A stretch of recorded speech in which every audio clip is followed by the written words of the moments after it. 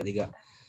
Assalamualaikum warahmatullahi wabarakatuh. Selamat malam semuanya. Salam sejahtera untuk kita semua. Jadi, pada kesempatan kali ini, tepatnya pada tanggal Senin 5 Oktober 2020, pukul setengah 10 malam, saya dan teman-teman sekelompok saya akan mempresentasikan atau menerangkan tentang materi kewarganegaraan, yaitu Negara Kesatuan Republik Indonesia mengenai relasi konsep negara dan negara hukum. Sebelum itu, kami akan memperkenalkan diri. Nama saya Cendra Pramana Putra dari kelas R1A. Kemudian ada Mbak Ataya Safa Zavira, kemudian Siti Nur Fikriyatul Aziza, Andi Gaisani Gina Amalia, Fitratul Ramadhani, Sakinah Radiyallah, Anggun Gaisani Fahira, dan Fania Ardani Maheswari. Oke, langsung kita mulai saja ya untuk presentasinya.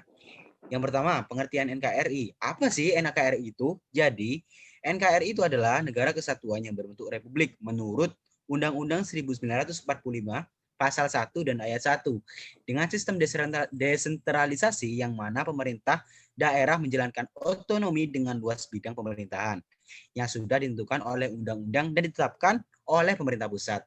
Kemudian terbagi atas daerah-daerah provinsi yang terbagi lagi menjadi kabupaten atau kota, serta memiliki pemerintah daerah yang diatur dalam undang-undang. Ya, boleh dilanjut, Mbak.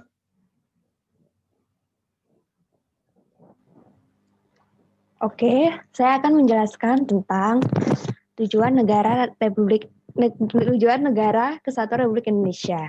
Tujuan negara Republik Indonesia di dalam Undang-Undang Dasar 1945 ada di alinea keempat yang berbunyi yaitu kemudian daripada itu untuk membentuk suatu pemerintah negara Indonesia yang melindungi segenap bangsa Indonesia dan seluruh tumpah darah Indonesia dan untuk memajukan kesejahteraan umum, mencerdaskan kehidupan bangsa, dan ikut melaksanakan ketertiban dunia yang berdasarkan kemerdekaan, perdamaian abadi, dan keadilan sosial.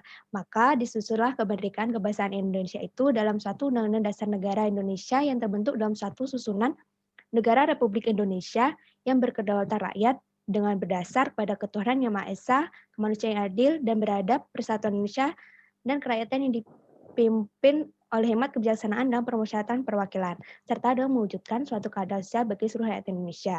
Jadi, bisa kita simpulkan di atas bahwa sebagaimana tertuang dalam Undang-Undang Dasar 1945, alinea keempat tersebut dapat diketahui bahwa tujuan NKRI adalah 1. Melindungi segenap bangsa Indonesia dan seluruh tumpah darah Indonesia. 2. Memajukan kesejahteraan umum. 3. Mencerdaskan kehidupan bangsa. 4. Ikut melaksanakan ketertiban dunia berdasarkan kemerdekaan, perdamaian abadi, dan keadilan sosial. Ya, boleh silakan dilanjutkan.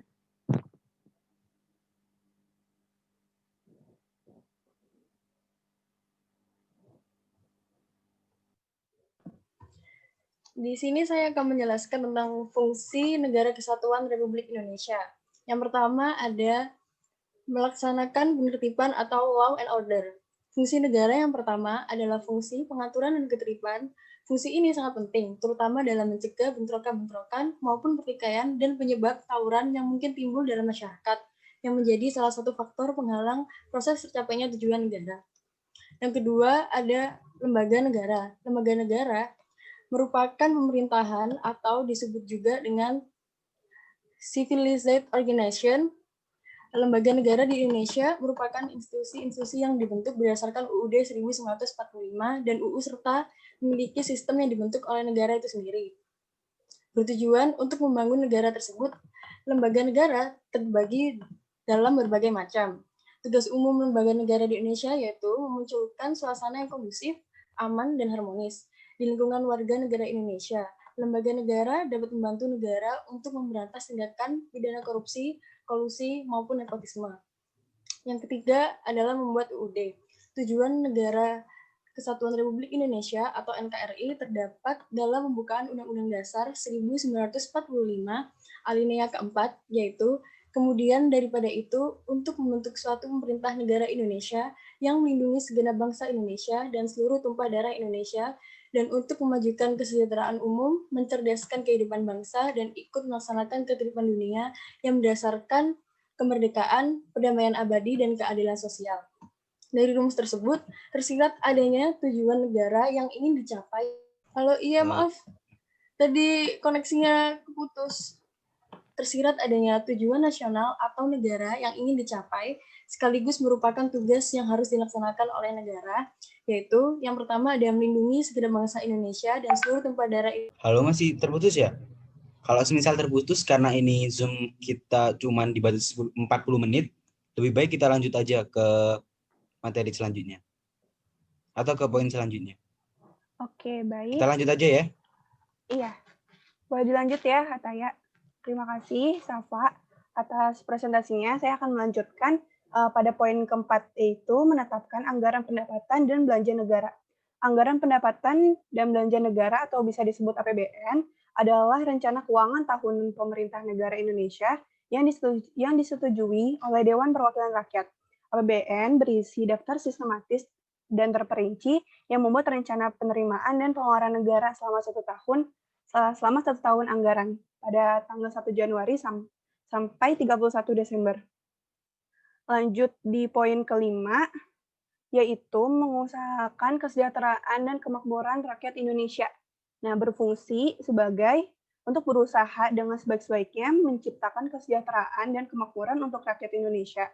Nah, usaha tersebut antara lain dengan pembangunan di segala bidang, seperti bidang ekonomi, yaitu membuat dan menambah lapangan kerja, atau bisa mendirikan layanan kesehatan, dan lain-lain. Atau bisa juga di bidang-bidang yang lain, seperti bidang sosial, bidang pendidikan, dan sebagainya. Nah, lanjut di poin terakhir, yaitu poin ke-6, yaitu menegakkan keadilan negara kesatuan Republik Indonesia. Nah, maksudnya dari menegakkan keadilan, yaitu maknanya negara itu berfungsi menegakkan keadilan bagi seluruh warganya, meliputi seluruh aspek kehidupan, yaitu aspek ideologi, politik, ekonomi, sosial budaya, dan hankam atau pertahanan dan keamanan. Nah, upaya yang dilakukan antara lain yaitu menegakkan hukum melalui badan-badan peradilan. Selanjutnya bisa dilanjut oleh Fania. Negara hukum. Tercantum pada Undang-Undang Dasar 1944 Pasal 1 Ayat 3. Negara Indonesia adalah negara hukum. Negara hukum adalah negara yang penyelenggaraan kekuasaan pemerintahannya didasarkan atas hukum. Karena itu, pemerintah dan lembaga-lembaga lain dalam melaksanakan tindakan apapun harus dilandasi oleh hukum dan dapat dipertanggungjawabkan secara hukum. Merupakan negara yang dalam menjalankan suatu tindakan semua berdasarkan pada aturan hukum yang berlaku. Hukum sebagai dasar diwujudkan dalam peraturan perundang-undangan yang berpuncak pada konstitusi, berisi kesepakatan atau konsensus bersama atau hukum dasar negara. Dengan demikian, di dalam negara hukum, kekuasaan negara berdasar atas hukum bukan kekuasaan belaka, serta pemerintah negara berdasarkan pada konstitusi, negara berdasarkan atas hukum menempatkan hukum sebagai hal yang tertinggi, sehingga adalah istilah supremasi hukum. Negara hukum. Yang poin pertama, asas legalitas. Pembatasan kebebasan warga negara oleh pemerintah harus ditemukan dasarnya dalam undang-undang yang merupakan peraturan umum. Ini maksudnya adalah asas legalitas pemerintah tidak bisa seenaknya mengatur-ngatur kita tanpa tercantum dalam undang-undang. Dasar hidup kita ini soalnya kita berpatok pada hukum. Jadi pemerintah tidak bisa seenaknya menghukum kita kalau misalnya tidak tercantum sesuai undang-undang. Jadi segala aturan atau pembatasan kebebasan yang pemerintah buat itu harus sesuai undang-undang. Lanjut ke poin yang kedua, perlindungan HAM atau hak asasi manusia dan keterkaitan pemerintah pada hukum. Nah, ini tuh maksudnya hak dan kewajiban kita dalam melaksanakan HAM. Nah, ini tuh bagaimana pemerintah bertindak bagi pelanggar HAM. Pemerintah tuh harus lebih tegas dan lebih jelas lagi bagi pelanggar HAM. Karena ini sangat penting untuk kita yang negara hukum. Bisa dilanjutkan untuk poin ketiga dan keempat ke Iza. Poin ketiga yaitu pemerintah dikenakan monopoli untuk memaksakan penegakan hukum. Nah, di Indonesia ini hukum itu bersifat memaksa, jadi hukum harus ditegakkan ketika hukum itu dilanggar. Pemerintah harus memastikan bahwa orang yang tidak instrumen yuridis penegak hukum. Pemerintah dapat memaksa seorang yang melanggar hukum melalui sistem peradilan negara, hukum publik yang prinsipnya untuk memaksakan tugas pemerintah. Kemudian poin kelima yaitu pengawasan oleh hakim independen, di mana hukum keuntungannya tidak dapat ditampilkan jika aturan hukum yang mengatur organ hanya dilaksanakan. Oleh karena itu, di setiap negara hukum diperlukan pengawasan oleh hakim independen. Selanjutnya,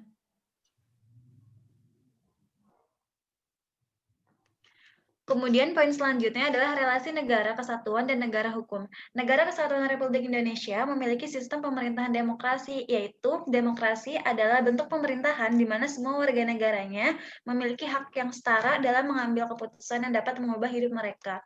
Demokrasi itu mengizinkan warga negara berpartisipasi baik secara langsung maupun tidak langsung, melalui perwakilan atau perumusan, pengembangan, dan perbuatan hukum. Kemudian, demokrasi dan negara hukum adalah dua konsep mekanisme kekuasaan dalam menjalankan roda pemerintahan negara. Pada satu sisi, demokrasi memberikan landasan dan mekanisme kekuasaan berdasarkan prinsip persamaan dan kesederajatan manusia. Namun pada sisi lain, negara hukum juga memberikan patokan bahwa yang memerintah dalam suatu negara bukanlah manusia, tetapi hukum.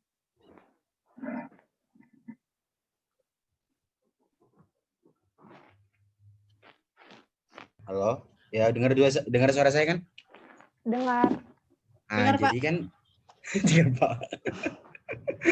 Aduh, Jadi kan, ulang. jadi kan kita udah ngejelasin nih tentang materi kita, yaitu tentang Negara Kesatuan Republik Indonesia, relasi hukum dengan negara kesatuan. Jadi seperti yang semua orang tahu, kalau tanggal 9 Desember Indonesia akan menjalani pemilihan umum atau pilkada, di mana di tengah pandemi ini ya, Indonesia melakukan pemilihan kepala daerah yang semoga harapannya bisa membantu Indonesia dalam menjadi negara yang dapat maju dan juga berubah untuk menjadi yang lebih baik. Nah, itu kan juga termasuk dalam kegiatan demokrasi yang ada di Indonesia, dan juga demokrasi ini merupakan relasi dari kegiatan pemerintahan pusat dan yang disalurkan kepada masyarakat, sehingga masyarakatnya sendiri bisa memilih itu kepala daerah sendiri. Jadi yang marak pada akhir-akhir ini yaitu berita hoax. Jadi berita hoax itu adalah berita bohong. Jadi saya mau bertanya kepada teman-teman sekalian, isunya itu tentang waspada berita hoax menjelang pilkada Desember mendatang. Menurut teman-teman sekalian, bagaimana cara menanggulangi berita hoax ini dari segi calon legislatifnya atau calon kepala daerahnya, atau baik segi kita melihat sudut pandangnya masyarakat sendiri? Ya, boleh langsung mungkin ada pendapat atau saran, silakan langsung ngomong aja, nggak Bapak? Santai aja, Mbak. Oke, aku dulu ya. Iya, Atta dulu.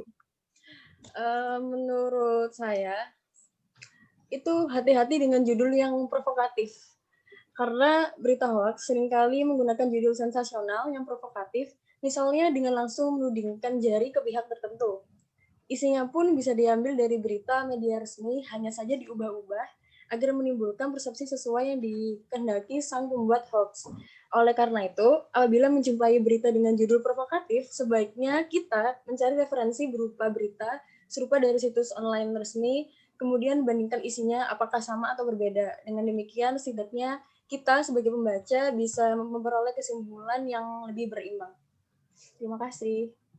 Oke, terima kasih. Yang lainnya boleh juga mau berpendapat atau menyanggah atau setuju, nggak apa-apa kok. Oke, siapa dulu? Sakina dulu. Oke, Alma. Terima kasih Alma. Oke, menanggapi isu yang dibacakan oleh Chandra, mungkin bisa dibantu ya untuk penyebaran berita hoax itu dengan membantu arus hoaxnya itu sendiri. Jadi pemerintah bisa saja menetapkan atau mengefektifkan program internet sehat untuk menangkal berita hoax tersebut, untuk mengurangi ujaran kebencian, mis dan diinformasi. Dan bisa juga untuk masyarakat-masyarakatnya, jika ingin melaporkan konten hoax tersebut, pemerintah itu sudah menyiapkan hubungan kontak pengaduan konten di nomor telepon 081 1922 4555. Jadi bisa juga dikirim lewat email. Jadi untuk mengurangi berita tersebut bisa dilaporkan dan akan ditindaklanjuti. Menurut saya begitu. Terima kasih. Bisa dilanjut oleh Alma. Iya, boleh, Mbak. Kalau saya sendiri, biasanya kita sebelum menyerap berita, kita harus mengetahui dari mana asal berita itu. Jangan-jangan itu hanya berupa opini semata, bukan berupa fakta. Jadi kita tidak boleh langsung menyerap berita yang ada, apalagi kalau misalnya emang yang berseliweran di internet. Dah, gitu aja sih. Mungkin Mbak Anggun atau Mbak Fania, Mbak Iza, Mbak Fitro, silakan. Saya mau menambahi.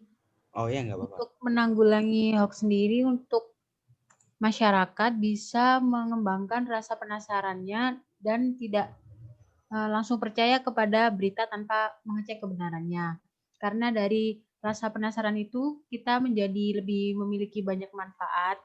Terus kemudian pada zaman sekarang juga banyak sekali media-media pembelajaran yang dapat membuat kita mengembangkan rasa ingin tahu kita. Jadi karena rasa penasaran tersebut terbukti secara ilmiah bisa membuka pikiran kita jadi lebih terbuka sehingga kita tidak hanya buta dengan satu ideologi saja.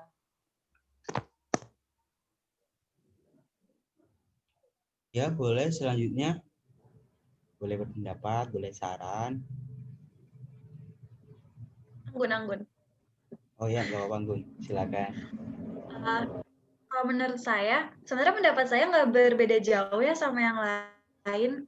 Sama mau nambahin kalau misalnya kita mendapat suatu berita, itu jangan langsung share ke orang lain gitu. Sebaiknya kita cari dulu itu benar atau enggak. Soalnya kan masih banyak ya kalau sekarang, apalagi dari cuman WA gitu.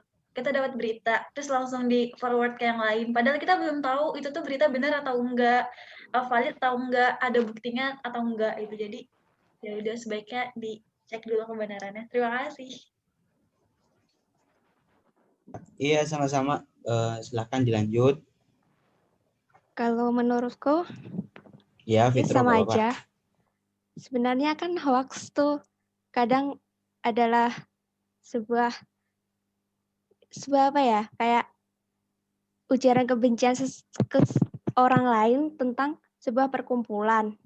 Jadi tuh kayak kadang itu kayak tentang supaya berselisih paham aja, supaya negara kesatuan kita tuh juga agak goyang gitu. Diadu domba. Iya, diadu domba gitu loh. Kan apalagi ini pilkada ya. Banyak banget pasti situs-situs yang kayak gitu.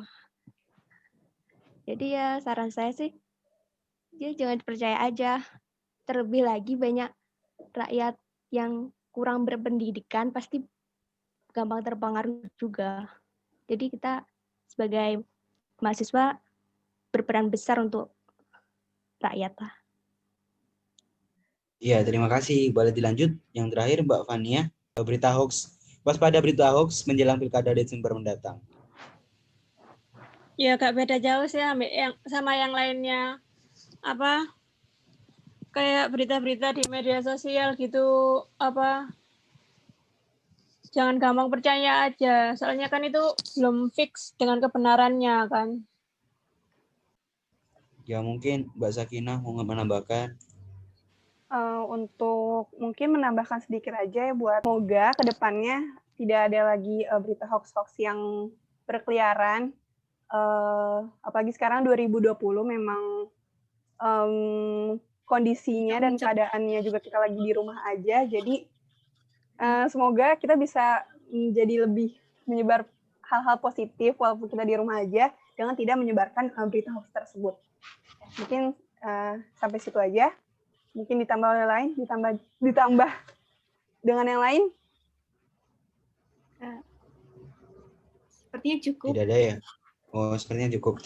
Jadi kalau menurut saya sendiri, berita hoax itu bisa ditanggungjawabin oleh diri sendiri, baik diri sendiri maupun tim calon legislatifnya atau calon kepala daerahnya dan juga oleh KPU. Jadi tiga pihak ini harus saling bekerja sama tentang bagaimana sih cara menanggulangi mulai tidak percaya dengan berita yang sumbernya tidak jelas, kemudian harus membaca beritanya dari awal sampai bawah juga, jangan hanya membaca judul doang terus diteruskan ke orang lain. Jadi seperti itu aja sih. Jadi kesimpulannya pada malam hari ini kita sebagai generasi muda harus tetap selalu mendukung pemerintah, harus tetap selalu mendukung kinerja pemerintah, kemudian mendukung pemilihan kepala daerah di tengah pandemi ini, kemudian tetap menanggulangi atau mencegah berita hoax itu berterbaran atau masih intinya mah jangan sampai berita hoax itu merajalela. Jadi jika berita hoax ini merajalela, maka pasti banyak rakyat yang berbeda suara itu mengalami perpecahan, terus mengalami tawuran gitu. Ya udah cukup sekian dari malam ini. Kurang lebihnya mohon maaf. Wassalamualaikum warahmatullahi wabarakatuh. Waalaikumsalam Terima kasih. warahmatullahi wabarakatuh. Terima Warahmatullahi kasih. wabarakatuh. Makasih atas ilmunya.